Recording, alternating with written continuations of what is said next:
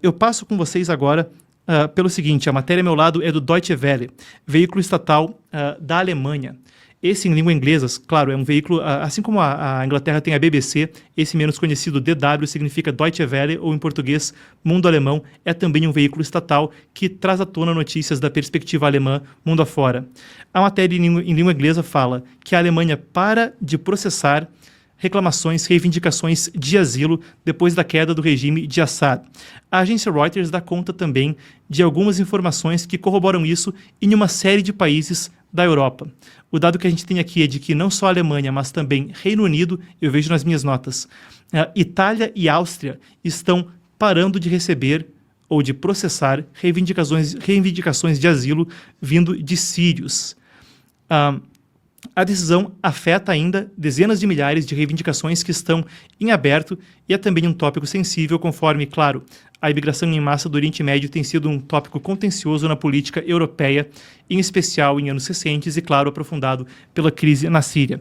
Para discutir o assunto comigo, eu recebo agora o colunista do Epoch Times, Pacheli Lupfu, ele que é um analista de assuntos europeus e também viveu por décadas, forcei, ele não tem essa idade, mas viveu por anos na Alemanha. Já começo te recebendo com o bom humor e pedindo desculpas aí pela gafe da idade. É que a gente fala que tanta coisa por décadas, o regime é por décadas. Consegue me ouvir bem, Pacheli? Boa tarde. Escuto muito bem. E vocês? Boa tarde. Escuto bem. Quantos anos foram na Alemanha para eu não errar da próxima vez aí? Foram 12 anos morando na Alemanha. Então, mais 8 eu acertava. Bom, Pacheli, sua próxima coluna no Epoch Times discorre precisamente dos impactos para a Europa dessa crise. E eu quero começar com você discutindo a respeito da questão dos refugiados. A Alemanha é um dos polos que recebeu centenas de milhares de refugiados da Síria ao longo da Guerra Civil. Agora, estão cessando o processamento, então, de reivindicações de asilo. Que impacto tem essa queda de Assad sobre a Europa, a começar por como a Europa deve lidar com os refugiados daqui em diante? Bom, exatamente, né? O que a gente pode esperar, na verdade, assim, toda vez que eu sou chamado aqui é para falar de temas muito incertos, né? Infelizmente, são temas muito incertos, ninguém sabe exatamente o que vai acontecer nesse cenário, mas para dar uma perspectiva aqui, né? Quando a gente fala dezenas de milhares, você falou aí, né?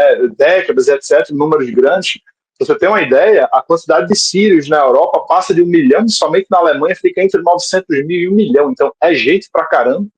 Né? E com isso vários problemas surgiram também, os próprios gastos do governo com essa população, né? Sem desmerecer que muitos deles de fato precisavam desse asilo político, por assim dizer. E você falou no programa anterior de que tem dia que a gente abre o jornal para ver uma fofoca ou para ver uma besteira no parlamento brasileiro, etc. Mas tem dia que a gente abre o jornal para ver história, é exatamente isso que a gente está vendo. Né? Então, se você for pegar os principais jornais aí nos últimos dias, principalmente na Europa, você vai ver grandes comemorações em todas as capitais ou todas as grandes cidades europeias, com destaque mais uma vez para a Alemanha, porque foi a que mais recebeu na Europa, né, refugiados sírios. Então foi realmente um momento de grande comemoração. Você tem padeiros, né, pessoas que fazem doce, que tem lojas em Berlim e tal, oferecendo tortas, bolos, doces de graça para a população. Então foi realmente uma grande comemoração. Mas é aí que surge a dúvida, né? Para onde vão essas pessoas? O que é que vai acontecer com esse cerca de 1 milhão de sírios na Alemanha, com esse mais de 1 milhão de sírios que existe na Europa? E esse também é um conflito que vem da política europeia interna. Em uma série de países a gente vê posições que tentam conciliar a questão de direitos humanos com também a segurança fronteiriça. Então, no debate interno, por exemplo, na Alemanha, o principal foco de refugiados, o que você tem apurado, Pacheli, de como as autoridades devem lidar com a questão? Há alguma pressão para que haja deportações, ou pelo menos que as pessoas voltem, ou pressão para que se reabra o processamento, que as pessoas voltem a ser recebidas? Qual é o debate no momento? Essa é a grande discussão que está acontecendo na Europa, né? Por exemplo, uma figura de alto escalão do CDU, o antigo partido de Angela Merkel, né? O Jens Spahn, que foi ministro da Saúde, um cara super importante durante a pandemia, um cara com muita projeção nacional. Ele chegou a pedir pelo pagamento de 1.000 euros para cada sírio que topar voltar, retornar para casa. Né? Eu gosto sempre de destacar que isso não é uma coisa muito simples de ser feita, até porque muitos desses sírios, muitos deles simplesmente já se tornaram cidadãos alemães, já se integraram, aprenderam alemão, conseguiram emprego, assim por diante, e já são cidadãos alemães, muitos deles. E um caso muito específico que se tornou mundialmente famoso foi o caso do sírio Anas, e aí o nome dele é Anas Modamani, se eu não me engano, e aí perdoe a minha pronúncia dos nomes árabes, né? Ele ficou mundialmente famoso porque um jovem sírio tinha acabado de chegar lá em 2015 e tirou uma selfie com Angela Merkel. E aí, depois que Assad caiu agora, ele foi questionado, inclusive pela Deutsche Welle, né, citado aí, se ele pretendia voltar para casa, se ele pretendia voltar para a Síria, já que ele é um símbolo de tudo isso que aconteceu. E ele falou que ele pretende visitar os pais, mas ele não pretende mais voltar para a Síria, porque ele se sente em casa, ele gosta muito da Alemanha, ele se sente em casa na Alemanha. Isso é o caso aí, certamente, aí de milhares e milhares de sírios, no final das contas. Quanto à discussão que está havendo, sim, os partidos mais chamados na grande imprensa, principalmente de partidos populistas de direita, eles estão exigindo já com uma certa celeridade para que esses sírios sejam deportados, né, muitos deles sejam deportados, já que a razão pela qual eles estão refugiados acabou, que era a ameaça do regime de Assad, que caiu, né, então para que eles retornem o mais rápido possível. O problema é que, você analisando um pouco mais profundamente, ou qualquer pessoa pode ver nas notícias, né, de que a situação lá está longe de ser resolvida, até porque quem chegou ao poder foi o HTS e vários outros grupos rebeldes, um deles, o mais famoso, que mais está se falando agora, o HTS, que são pessoas com ligação com a Al-Qaeda, com o Estado Islâmico, que estão muito longe de serem moderados. Então, curiosamente, a gente tem essas lideranças rebeldes conclamando o povo sírio a retornar para casa para reconstruir o país, né? Por outro, dificilmente esses sírios vão querer voltar para o país, ou a maioria deles, eu arrisco dizer, não vão querer retornar ao país porque